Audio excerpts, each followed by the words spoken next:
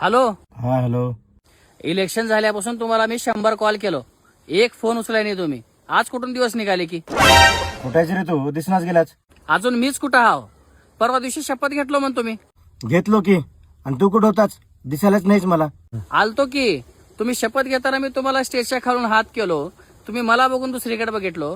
मी तुम्हाला कॉल केल्यावर तुम्ही फोन बघून खाली ठेवलो आणि दुसऱ्या माणसाला पाठवून म्हणलो ह्याला वर येऊ देऊ नका म्हणून. तू तर पार्टीचा मेन कार्यकर्ता आहेस, तुला कशाला म्हणू? बरं ते जाऊ द्या. काल काय की त्या अकोल्यामध्ये 2 दुश्मन पार्टी एक झाल्यात पण खरं आहे का? दुश्मन पार्ट्या कोणत्याच राहणार, ते सगळे एकच राहतात.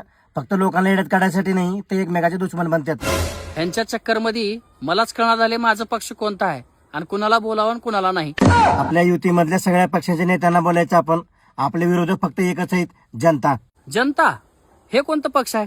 जनता कोणता बी पक्ष नाही. आपण लोक म्हणणार का रे, ते सामान्य लोक म्हणून ते. आणि हेच लोक मतदान करून सगळ्यांना निवडून आणलेत की. हा, तेच तर गलती केल्यात की. आता त्याच गलती सजा त्यांना आहे. आता सामान्य लोकांना कमजोर समजू नका. त्या नेत्याची गाडी फोडून टाकल्यात म्हणून लोक दगडानी. आता त्यांचं धोंडे मारायचंच काम आहे. ओढून आपलं कामधंदे करत बसायचं निवांत. कशाला मागे फिरायचं माझा नेता म्हणून. असं म्हणलं तर तुमच्या हिशोबानं मतदान टाकण्याचे पहिले जनता हुशार राहते आहे आणि एक बार मतदान टाकलं की जनता पागल राहते. आता हुशार झालाच बघ तू.